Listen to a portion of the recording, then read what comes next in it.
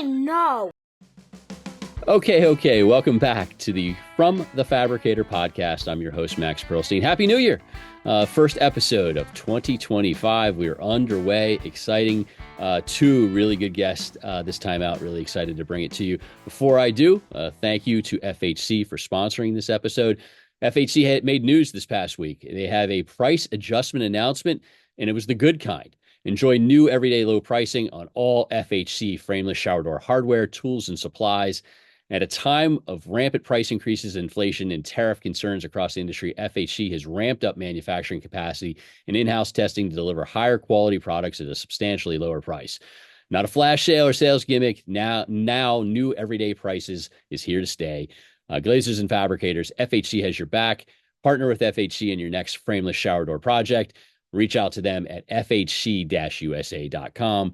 Thank you to them for sponsoring this episode. Before we get to my guests, just again, Glass Conference Carlsbad is coming up the first week of February. If you have not signed up for it, I'd take a look at it. If you want to get involved in governmental projects, there's some interesting things going on there. If you're in the school security space, there's a school security workshop that is a can't miss sort of scenario. So check that out at glass.org. It is the Glass Conference Carlsbad in Carlsbad, California. If you need more information, can't find it, or just want to talk about it, hit me up. Glad to walk you through it. Also, BEC registration is open. The early bird ends relatively soon. You want to go ahead and get your BEC reservations in, get that lower price. That also can be found at glass.org. All right, today on this podcast, fun one. I've got Marc Deschamps from Walker Glass. I think I probably just screwed up his last name. I think I did it right, though, when I interviewed him. Great guy, tremendous human. We talk bird friendly. We go over a bunch of different things. And then Scott Lowe from the Beck Group, architect by trade, now at a design build, one of the biggest in the world, a great company, the Beck Group, 9 locations in the U.S. Real interesting guy. He's after Marc. Check him out. I'll be back on the other side. And thank you so much. Here we go. Okay. To kick off 2025, I'm honored to be joined by Marc Deschamps, Business Development Manager, Walker Glass. Find them online at walkerglass.com. He's an old friend of mine who I've known a long time, but I'm going to learn something new today. I guarantee it. Marc, thank you so much for doing the pod. Well, thanks for having me over, Max. Always nice to connect with you, and looking forward to the next few minutes together. Absolutely. It was a heck of a year in 2024. We're now into 2025, but we'll start with you. And that's usually what I do with all my guests. I've known you for a while, but I probably don't know some of these things. But talk to me about where you were born, where you grew up, went to school, and really your path to Walker Glass. Yeah, so I was born in Montreal, and lower, I guess they called it at the time. I'm not sure if that's the case today, but it's kind of the area that's south side of Montreal, on the Montreal Island, and south of that is like downtown. So it's kind of when I was a kid, living close to the downtown area. Yeah, I spent pretty much my youth in either that area or the East End, Montreal. And then I'm a CPA by trade. A lot of people don't know that. I did not know that. I've known you for a lot of years. I did not know that. Yeah, and I spent probably 20 years, or 15 years, 15, 20 years. Pretty bad at remembering dates and time periods, but don't hold me on that. But yeah, I think it's pretty much that. And then I had a customer that gave me a call at some point and said, "Hey, I've got a friend that's looking for a guy, like a CFO to he's in the glass business, blah blah blah." So that was Lamiver at the time. Okay. And Mike and Jim Sartain, and so I ended up connecting with them, and I was at a point where I felt, hey, I need to jump on the other side of the fence and be involved in operations and day-to-day operations, as opposed to be like the consultant or the accountant.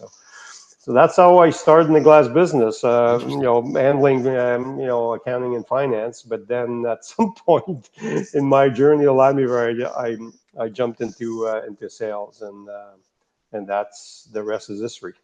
Yeah, and you're so good at sales. I would have had no idea that you were once upon a time a CFO, bean counter, CPA sort of thing. That you see, Yep. you shocked me 2 minutes into the interview. I did not know that. Yeah, that was not my strategy with you this morning, Max, is to shock you right off the start. Well, yeah. Now you went to the dark side though of sales because most of the accounting folks hate the salespeople, hate them. Yeah, probably vice versa too. Yeah, exactly. But yeah, I'll tell you what. I mean, it's anyway. For me, it was getting involved into the sales and marketing, and eventually business development, all that stuff. To me, it's I feel at the end of the day, it was where I felt I could be the most impactful. Right.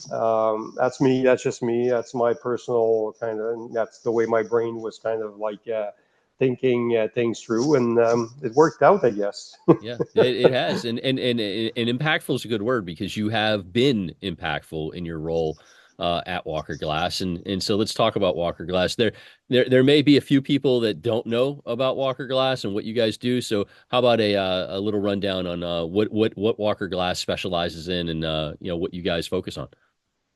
Well, Walker Glass has a rich history. First, as a mirror manufacturer, we're going back 80 plus years now, and but in a stage in our history, there was we felt there was a need to add new products, and that's how we got involved into acid etching. At the time, in the U.S. and Canada, it wasn't a well-known product. Doing obviously done extensively in Europe, but not so much in North America. So we felt that was an opportunity, and we took it on, and we expanded from there, right? And there was Right. so many opportunities that the acid etching process was offering to us in terms of products and solutions for different applications and markets. So we kind of rode that horse for quite a long time now, and it has become a very significant product line for us. Awesome, awesome. And so I'm with Marc Deschamps, Business Development Manager, Walker Glass, and everything we just talked about. You can see Walker Glass online at walkerglass.com.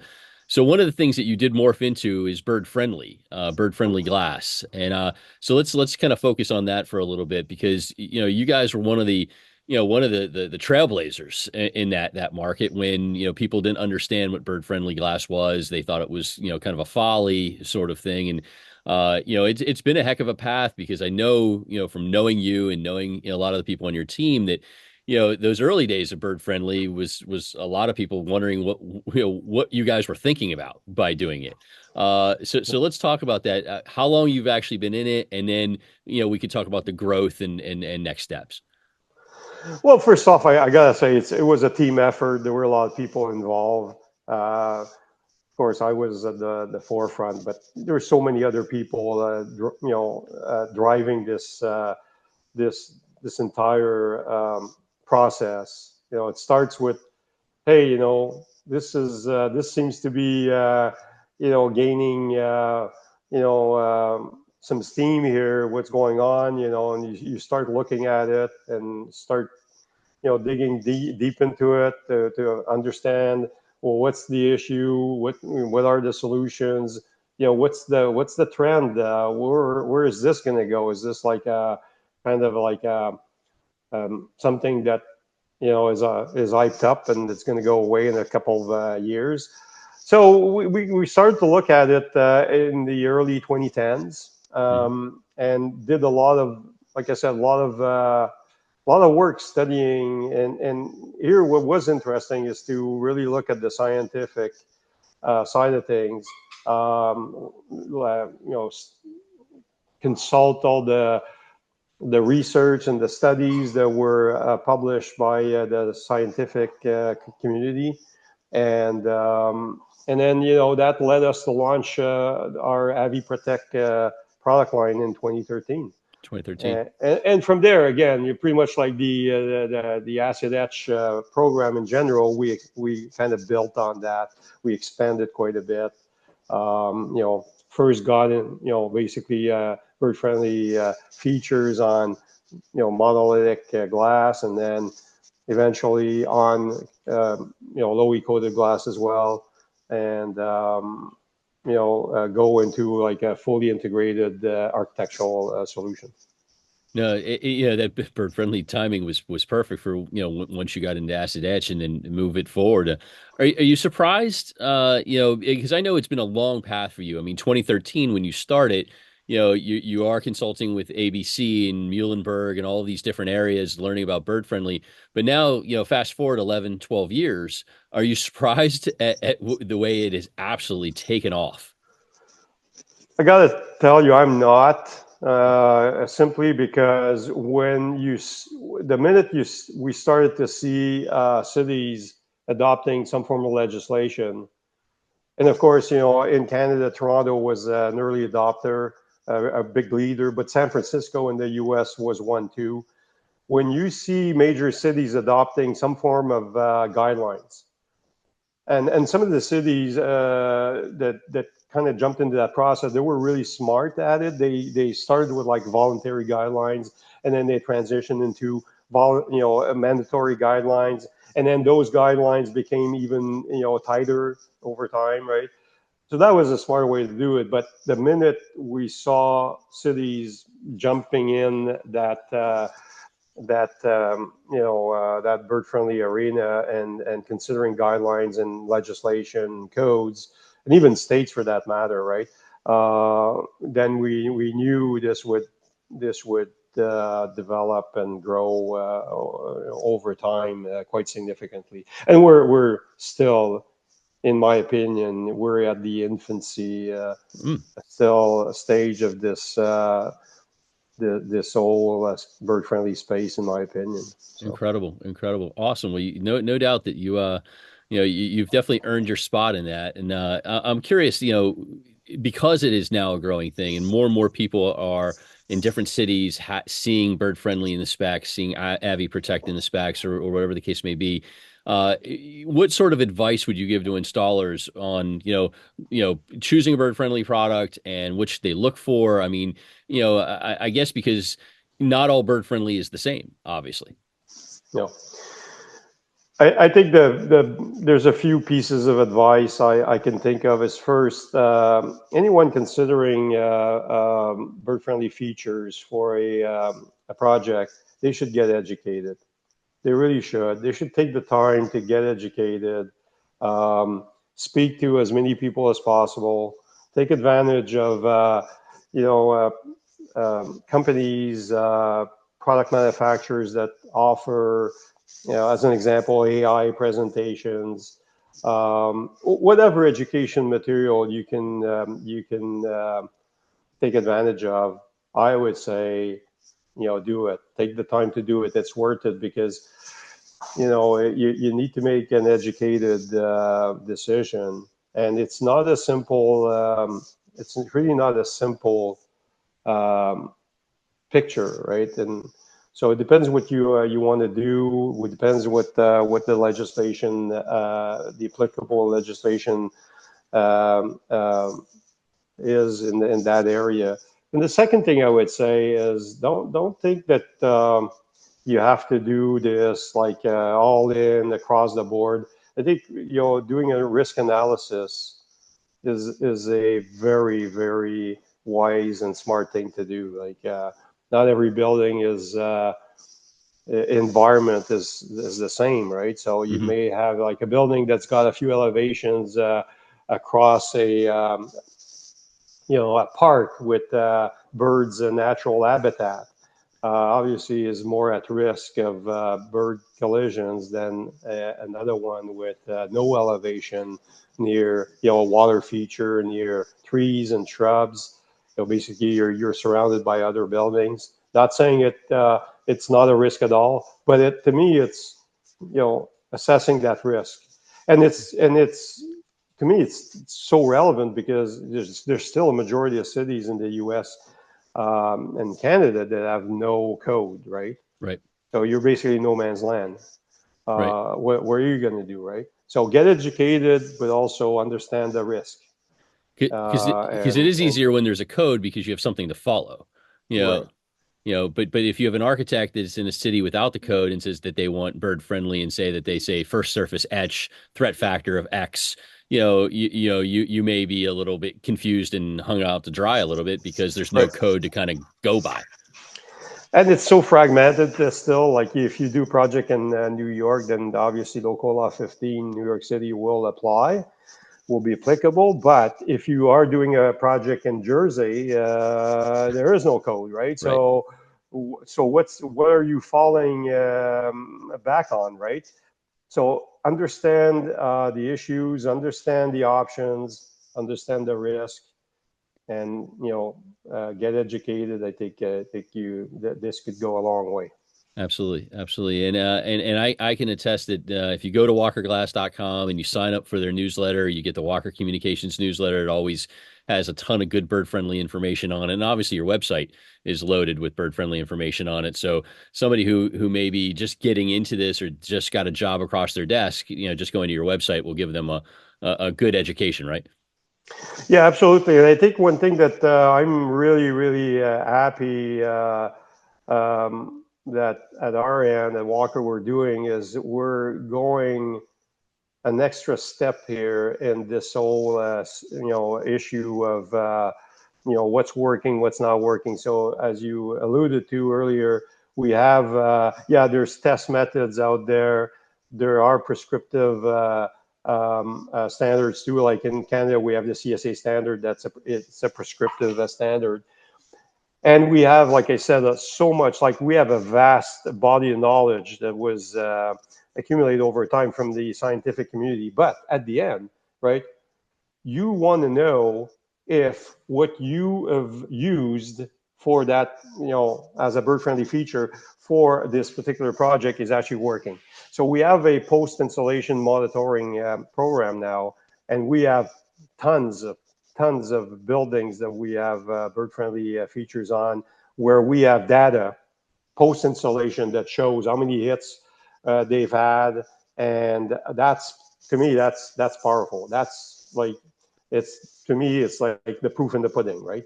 Yeah, yeah, and that's impressive because it's not a set it and forget it sort of thing. You guys are following up on what you've sold and what's been installed and saying, hey, look at it, the product works. I like that. That's we struggle, I think, in the industry, a lot of times, whether it's a product like this or a low E, a high performance, and it is set it and forget it. We don't worry about it. And very rarely do we actually go back and say, look, it worked. Check out the data. So I like that you Yeah, did that. yeah. Well done. Well done. So I'm with Marc Deschamps, business development manager at Walker Glass. I mentioned walkerglass.com already. Please check it out. Have to mix it up with a fun one. And as I joked with you on my note, I'm bad. Every Canadian guest I have, we talk hockey because that's just me, and I love hockey, and you know how much I love it. And I usually ask, a favorite team or so on and so forth. But for you, I'm curious. Growing up in Montreal, favorite player growing up, and if you have now a favorite player now.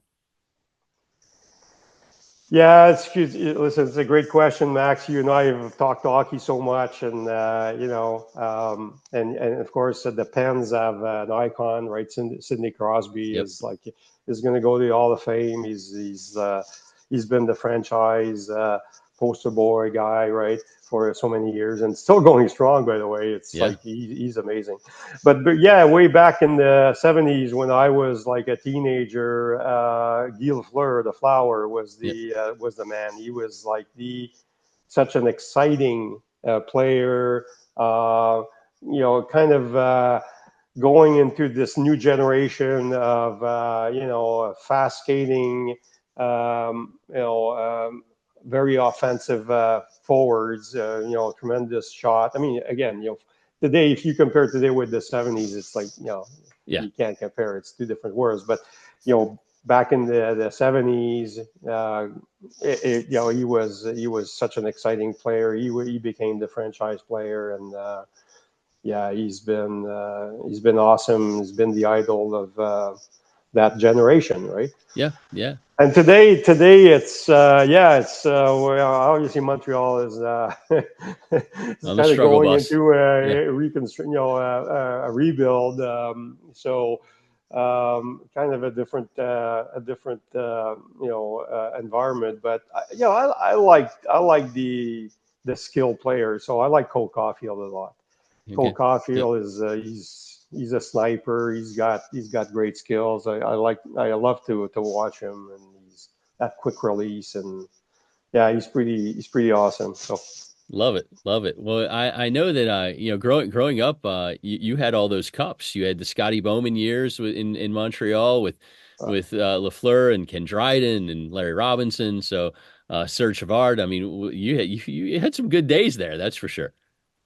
yeah, I mean, it's at some point I think they won like they won the Stanley Cup 5 consecutive years. Like, it's like imagine if it's like imagine you know the whether it's the in MLB or in the NFL. Imagine a Right. team winning, winning the trophy, the big trophy, 5 years in a row, right? Right. It's a dynasty. It's hard to do. Hard Yeah, to do. they once said that Montreal in hockey was kind of like the Yankees in Yep. baseball. Yep. Not so true anymore, but way back in the days that was the case. No doubt. Well, you got to enjoy that. That's cool stuff. I got a couple more questions for you, sir, before we let you go. I know you're a busy man. I really have always appreciated what you and the team at Walker have done with NGA and before that, the Glass Association of North America.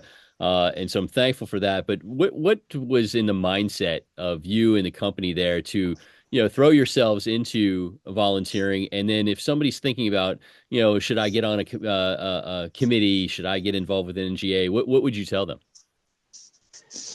Well, first I got to tell you that as far as Walker is concerned, it starts with ownership, right? So huge credit to Lee Harrison Hmm. for believing that if you are part of an industry, you should support it. And so that's been the Walker's philosophy throughout these years, and I mean, Lee used to be the one that basically was sitting on all these you know, uh, mirror manufacturing committees way back when it was like a standalone association, and then yeah, obviously was it moved into Ghana, and eventually Ghana merged with NGA. But you know, I think the philosophy is you want to support the industry, Hmm.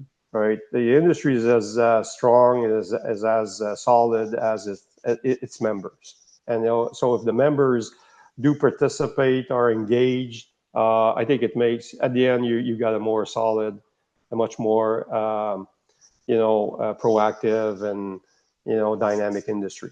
And I think NGA is proving that. They I mean, it's Nicole Harris has done a fantastic job, kind of putting all the pieces together Yep.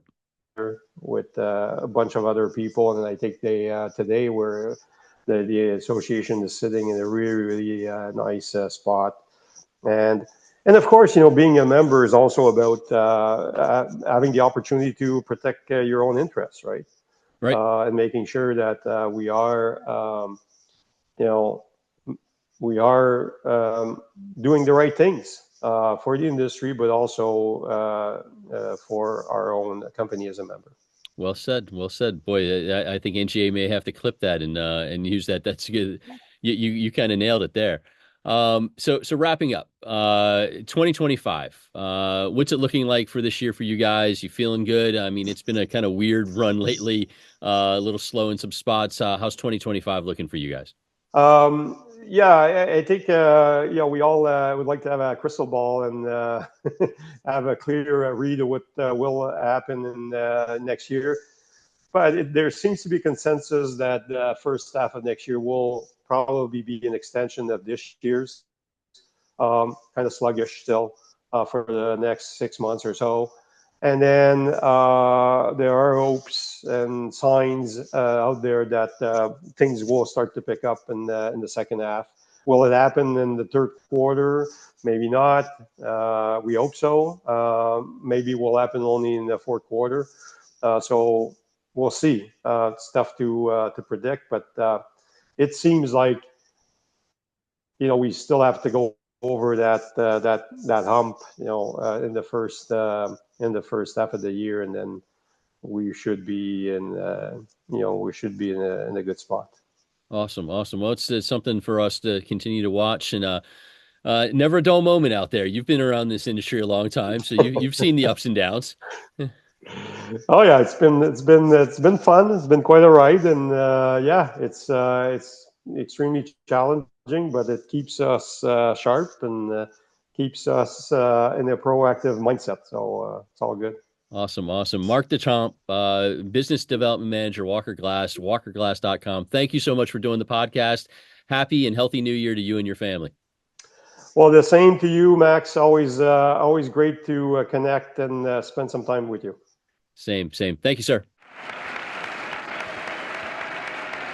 Hey glazers and fabricators, FHC, the frameless hardware company, is here to support your business. In addition to offering a complete selection of glazing tools and supplies to get the job done right, we design, engineer, and manufacture a comprehensive offering of frameless shower door systems, heavy glass doors, aluminum entrances and storefronts, architectural railings, transaction and display hardware. Privately owned and American-made, FHC prioritizes you, the customer. You now have a choice. Visit fhc-usa.com. Okay. I am thrilled and honored to have Scott Lowe, Chief Revenue Officer, Architectural Construction and Design Build Service for the Beck Group. They've got 9 North American locations all over the world as well. See them online at www.beckgroup.com. That's BECK group.com. Scott, thank you so much for doing the podcast. Hey, thanks for having me, Max. It's good to talk with you. I'm excited. I've followed your work on LinkedIn and see the amazing projects you put up, and I'm looking forward to talking to you about that. But let's start with you, your background. Before we started, you told me you grew up in the Texas Panhandle, but talk to me about your past, where you grew up, went to school, and then how you made it to your current position at the Beck Group. Yeah, sure. Well, I grew up. I had some humble beginnings, but I have a wonderful family. My dad was in the oil business. I grew up in the Texas Panhandle, like you said. I was born in Pampa, Texas, which is for those that don't know, it's kind of around Amarillo, just outside of Amarillo, and so my mom's family, they're ranchers and cattlemen in the Panhandle. My mom comes from a very large family. She grew up with 5 brothers and sisters, and so. And I'm actually the first Lowe to ever graduate college. Wow. And so my dad wanted his boys. I have a brother that's 3 years younger. He wanted his boys to go to college and complete that. So yeah, I'm the first Lowe to go to school and get a bachelor's degree. And and so my dad put me in the oil field. Cleaning bathrooms when I was 14 years old. Gotcha. In the shop for the oil field guys, and I worked as a roustabout as I got older and could go on the field. I worked as a roustabout all the way through college, and it was a good motivator to get an education, get a white collar job. I'm sure, right? But I also learned what hard work looked like, and I think that served me well. That experience. I went to school, actually, Max, to be a zoologist. Really? Yeah, oddly enough. And I really, growing up in a very small town I grew up out in the country, and the town that was closest to me was population 688 people, and which was called Skellytown, Texas, is where I went to elementary school. And so, I really had no concept of what an architect was, or I knew what a doctor was. Right. I had learned, when I was going to school, Dolly the sheep was a big deal. They were cloning the sheep, and Right. I was just fascinated by this concept of DNA and genes and chromosomes and these types of things. And so I really wanted to be a zoologist. And I went to school, and I did okay first 2 years in zoology, but as I advanced, I was always a very good student. I could always draw really, really well. I just didn't know what to do with that. And ended up meeting somebody there in college. He introduced me to architecture. I went and saw some of his projects, and I fell in love. And Love it. I called my mom right after I saw it, and I said, I know what God put me on this earth to do and what I'm supposed to do now. And have never looked back since. Love it. I love building. I love designing. The decision to hire an architect, Max, is pretty interesting. You're really hiring, I think clients hire an artist or a translator, right? They either want somebody to create a vision that they'll fall in love with, a lot Right. like art, or they want somebody to interpret the dream that's in their head. And so that decision is a pretty important one, and something that I feel like I've kind of grown to enjoy and be I feel like I'm a really good creator and a really good translator of people's visions, and coupled with now, gosh, 25, 27 years of experience in the field. I think a lot like a developer, which really serves me well in my current role as Right. CRO here at Beck. I think like a developer, and I can help put deals together. I can help get them entitled and through cities. I can run the politics on a complex development deal. I can help translate the vision of the developer and the development thesis, the business plan to the architectural teams, and actually go in and help them get it built. Love So it. it's kind of, my career's gone kind of full circle. Uh, I started my career here at Beck, was here for 7 years. Great place.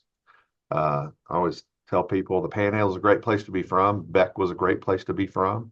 Right. Started my own business and was CEO and managing partner there for almost 20 years, and decided to go do something else. Decided to go do development, actually. Right. And one of my best friends is CEO here at Beck, and we were having breakfast one morning, and he said, "Hey, I've got an idea for you." And so here I am. Thought it was a great idea. Love And it. so, yeah, that's a lot, but that's a little bit of intro on kind of why I'm here and where I come from. The zoology world missed out on you. I mean, that's I don't know about that. yeah. Max, it's funny. Like, I was sitting in I had tested into some courses at the University of Oklahoma, and one of the courses that my advisor had recommended was a seminar, as a discussion seminar. It was a pass or fail deal, and I remember sitting there as a second semester freshman, and it was only about 20 of us, and we were around this really large oblong. It looked like a conference table, Right. but it was huge, like a boardroom. And the professor sat at the head. And I have to tell you, Max, those were some of the most intelligent people that I've ever come across in my educational career. And I, I found myself asking myself, is this really something that you can do? I feel like God had placed those people on the planet to do that. Yeah. Yeah. It But takes a I felt special like skill. I felt like I could read the rest of my life and not catch some of them. Yeah. Uh, I and can imagine. I have, be fascinating to know where some of those people landed. I'm sure they're doing really brilliant things now. They were simply brilliant to Yeah. listen. No doubt. But I love the origin. The Dolly the sheep thing was huge. It was huge. I could see how you could get hooked into that. Yeah, So yeah. It still fascinates me today. It's yeah. fascinating. Yeah, love it, love it. So now let's talk about the Beck Group. I think that people in our industry have worked with you guys and been a part of it. But let's first start and talk about what the Beck Group is, what you cover. Obviously, I mentioned 9 locations in North America. Locations all over the world. But talk about the Beck Group, and then we'll get to talking about how you intersect with the glass and glazing industry. Sure. Well, the Beck Group is we're the second oldest construction company in Texas. We've been around for a little over 112 years.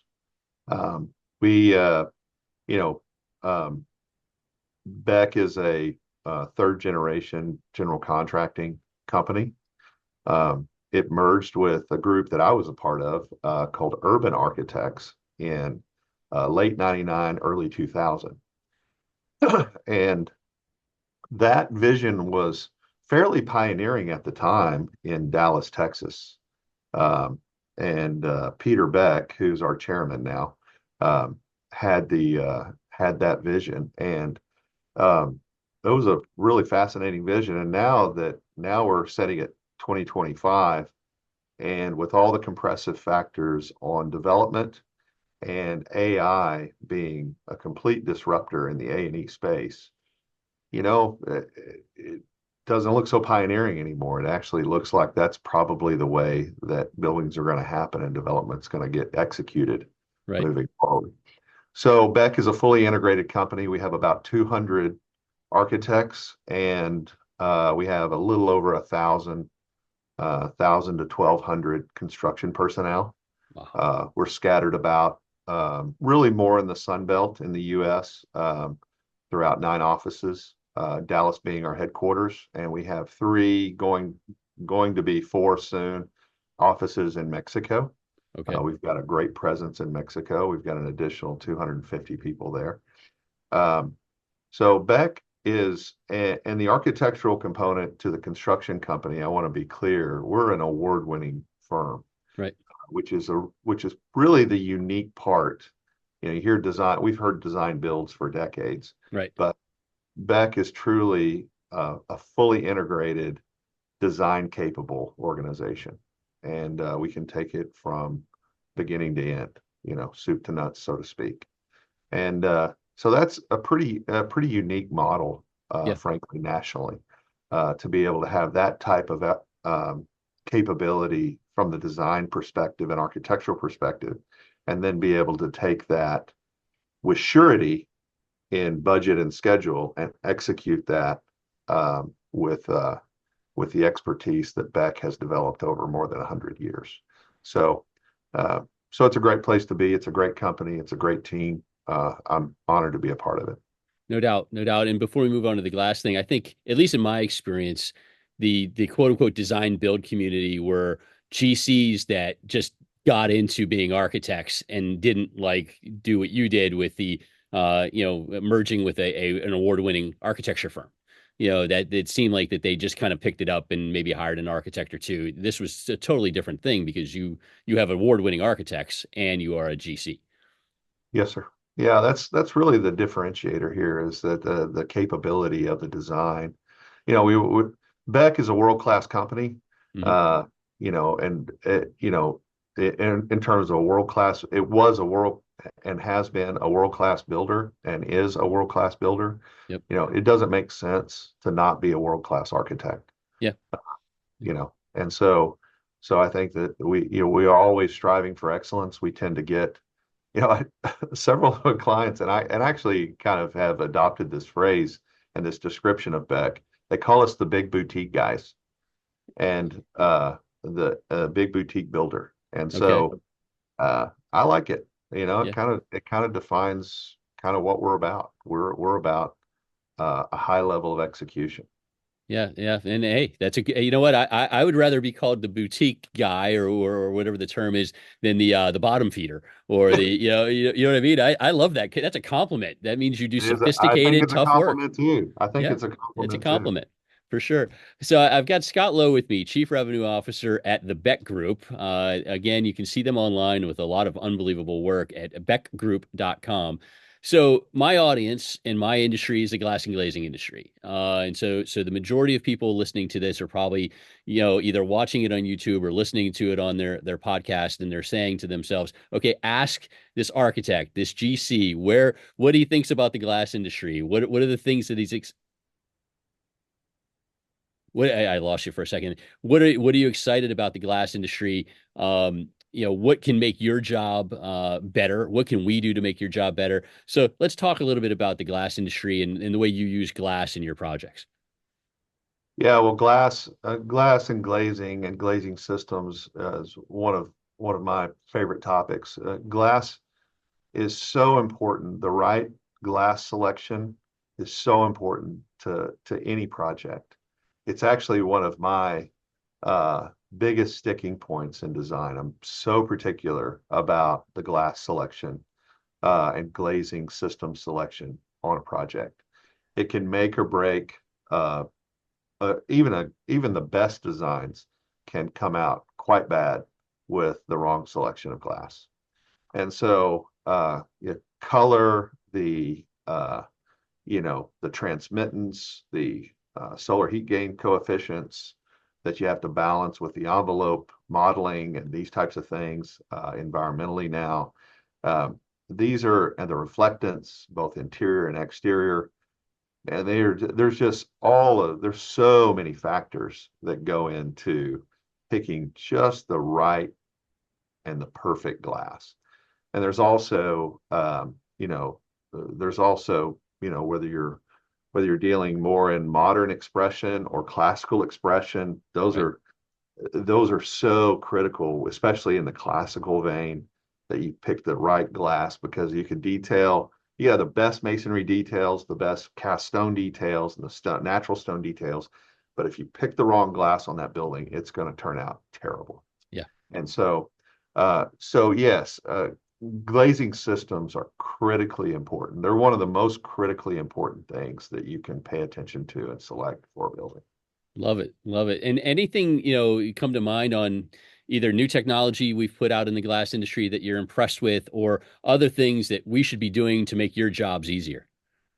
Gosh, I have a proclivity towards more clear type low iron glass. Gotcha. More Um, visible light transmittance. yeah, on my projects, and I think the technologies that are advancing that allow the us to meet the envelope requirements Mhm. in terms of the calcs and and have that aesthetic of that clear glass, that technology that's advancing forward in that, and we've come so far, and we've got some really good options out there now, and I think that options are just going to continue to get better and better as time goes on, but as technology advances. But yeah, that's where my proclivity lies.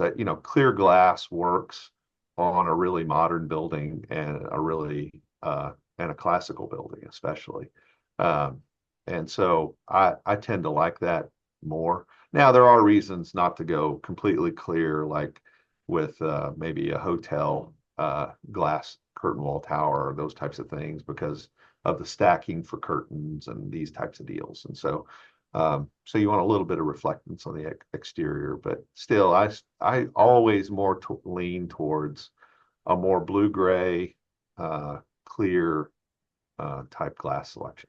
Yeah, and no doubt with the low iron that's come out in the last few years, you can get that higher light transmittance that you couldn't get before, That's and right. especially with the low E's, the heavier low E's to make a big difference. So that's probably a lot of what you're using. That 100%. Love it, love it, love it. So Scott Lowe's with me, the Beck Group. Check them out at beckgroup.com. My next question, I'm very curious because it was a weird year last year. Some It's been weird locations in the 4 years. U.S. Huh? The It's been last, weird yeah, 4 years. yeah. But last year, especially, we had some locations in the US that were still humming along. Then we had others that were really slow and in a slog. With you having 9 locations, with you also all over the world, how was last year with you? Were you up, down, even? How did it feel last year? Last year felt hard to get deals done. Oddly enough, it was a record year for our company, which is saying a lot given Yeah. that we've been around so long. There are some markets that are tougher than others, and our regional directors do a really good job, and they came out probably a whole lot better than they should have. But Denver's a little soft. I think it's getting better in terms of the multifamily market, because the multifamily was just so strong in Denver for so long. Um, and it's getting harder and harder to make deals pencil to get the yields that developers are expecting. I do think that's going to change, and I think 25 there's a lot of optimism, Right.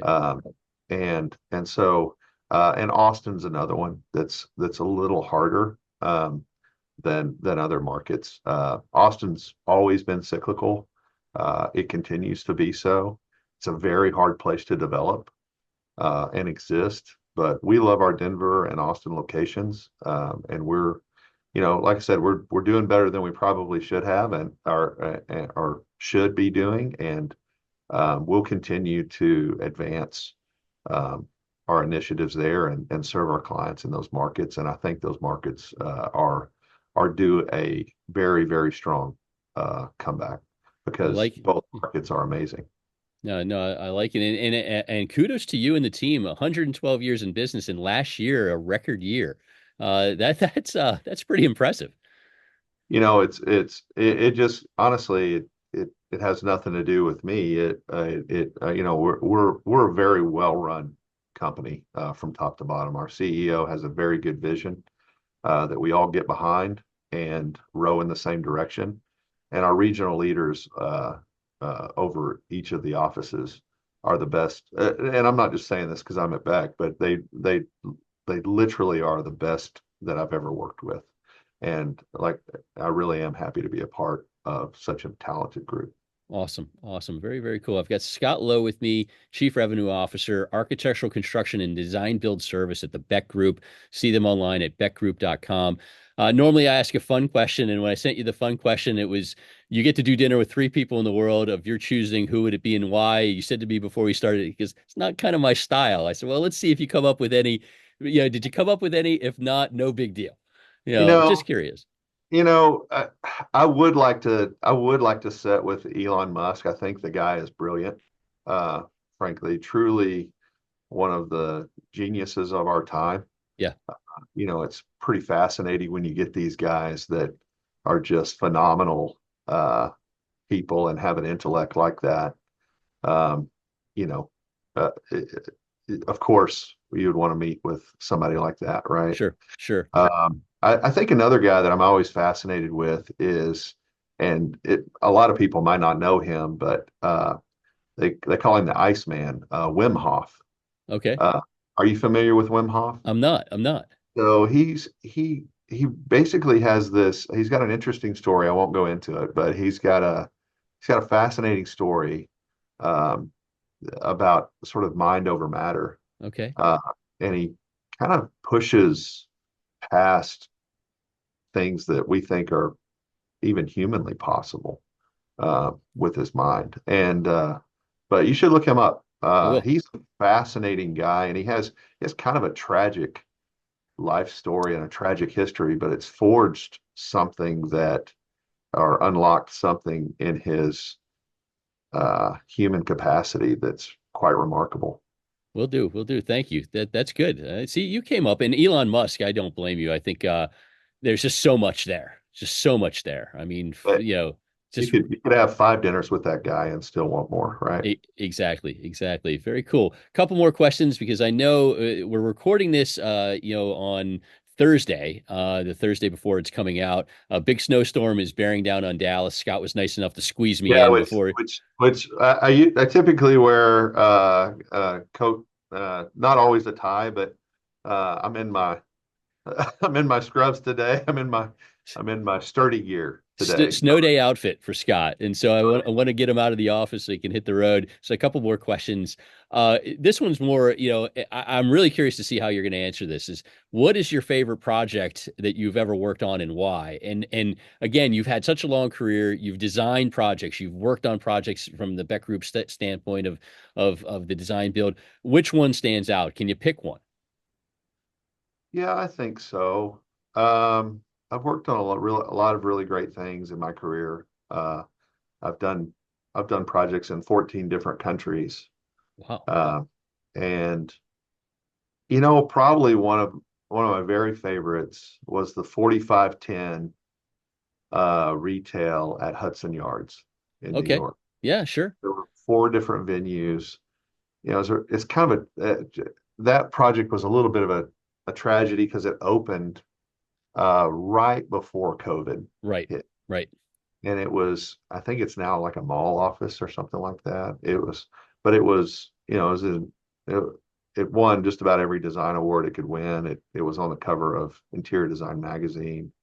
Um, it was at every major retail conference. It was really about redefining the retail experience into an experience. Yeah. And so I think the owner, which was Headington Companies here out of Dallas, uh, they had just a remarkable vision for this thing. And it was one of the most technically challenging projects, even though it was an interiors project, one of the most technically challenging projects that I've ever been a part of. Collaborated with Snarkitecture. They did the storefronts on each of the 4 venues. We were the second largest tenant next to Neiman's at Gotcha. Hudson Yards.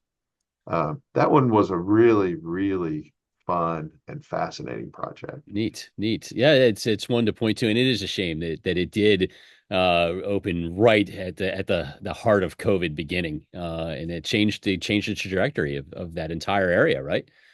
It did, and you talk about glass. I mean, that one was the most interesting glass storefront that I've ever been a part of. It was a custom crafted glass brick Wow.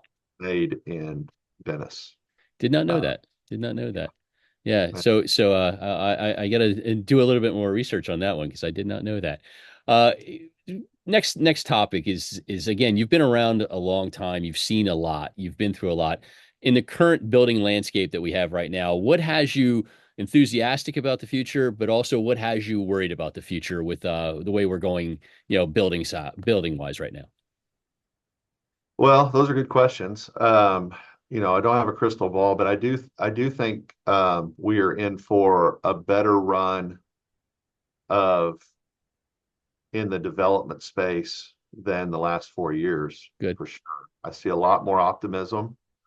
23 was just abysmal. No one had any optimism. It was gloom and doom. Very hard to get a project going. 23 was very tough. 24, there was there it was still very hard, and there was a little bit of optimism. There was a glimmer of hope and optimism. 25, it seems like everybody is very enthused and ready to go. I think the headwinds for us in real estate development will probably be inflationary curves still. Yeah. And I think it'll come more probably from labor than materials. Being in Dallas, I think we're the busiest real estate market and building market in the country right now. I believe you are. Yes. And, we're what keeps us up at night and trying to find solutions is the submarket. The submarket just continues to get busier and busier. Those drive prices. So I think, we worry about things like labor shortages in certain disciplines. I think that's a real risk here in this market. I think other markets are a little bit less apt to go through that. I think there's probably a short-term yield adjustment on expectations from developers and from real estate investors that probably will have to happen in order to get projects off top dead center. Yeah. I do think interest rates are going to come down. I do think, cost on materials and goods, while in the short run may not come down, but in the long run, I certainly think they will. I think labor is the thing that we gotta look out for that'll be our next thing to solve for. Yeah, labor, so speaking from the glass side of things, workforce development is our number one priority right now. And trying to develop that workforce and looking for workforce in, under every rock, turning over every stone to find folks that will work in our industry and just not waiting for them to come to us. We have to be aggressively reaching out. So I can speak for our sub, going into the glass industry is definitely working hard to try to keep our labor alive, because it is a challenge to find people. And it sounds like we're not the only sub that's having issues out there. Oh no, and with the mission critical work that's going on, that is that's happening in force now all across the country. Mechanical, electrical. These are trades that are, and those are we're not only realizing labor shortages there, we're also realizing real equipment and material shortages there as well, right? And Yeah. so they're kind of sucking up all the oxygen out of the room right this second in certain trades. So, but I see that as opportunity. Yep. In the space, and so we'll see other companies formed and other companies started because of it. Sure. And with 112 years, you guys have seen it all. So you've been through recessions, depressions, wars, COVID, and so on. So this is just another adventure to try to traverse through. That's the name of the game, right? Yeah, you just got to be smart enough and patient enough to, I think, you look and listen, and you're slow to move, but when you move decisively. And I think, I think there's too many quick reactions, Right. In markets like these. And so we tend to have a longer horizon, ahead of us that we try to frame our viewpoint on. And so, and like I said, we're not smarter than anyone else in this deal. We just try to really understand the proper strategies and moves before we make them. So No we're doubt. very You guys get it. I've been with Scott Lowe, Chief Revenue Officer, Architectural Construction and Design Build Service at the Beck Group.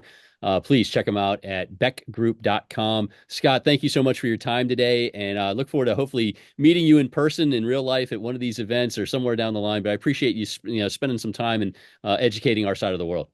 Oh, Max, this has been great. Thank you for listening to me, and thank you for the invitation. I wish you a good rest of the Thursday and good weekend. Yep, and happy, healthy New Year to you and your family as well. Thank you. Yes, sir. Thank you. Goodbye. Okay. Thank you so much to Marc and Scott. I thought that was some neat stuff from both guys. On the Scott thing, artist or translator is an architect. I really enjoyed that. Good stuff from both of those guys. So thanks to them for joining me. Again, this episode was brought to you by FHC. They did make news this past week recently with a price adjustment announcement. They've lowered prices across the board, everyday pricing. It's not a sales gimmick, not a flash sale. Glazers and fabricators, check them out. FHC has your back. Partner with FHC on your frameless shower door project. See that at fhc-usa.com. Thanks to them for that. And as I do each and every podcast, the quick little TV notes, Lioness on Paramount Plus is back with another season. Fantastic show. Really, again, edge of the seat. I call it a treadmill show. It's a good treadmill show. Keeps you on your toes. And coming back here very, very soon is The Night Agent season 2 on Netflix. I love season 1. Season 2 hopefully is just as good. I'm looking forward to that. So again, some empty, fun calories for you to take your mind off of some of the craziness in our world. And TV does it, at least for me. Hopefully I can help you out with some good recommendations. Anyway, thank you so much for listening and watching this episode. Great guys here. And then next month, I've got a couple really cool folks lined up. Looking forward to that. Hope to see you at the Glass Conference here in Carlsbad. So sign up for that. And if you need anything, reach out to me here in 2025. Glad to help. Thank you, everybody, and see you next time. Oh, the music is stopped.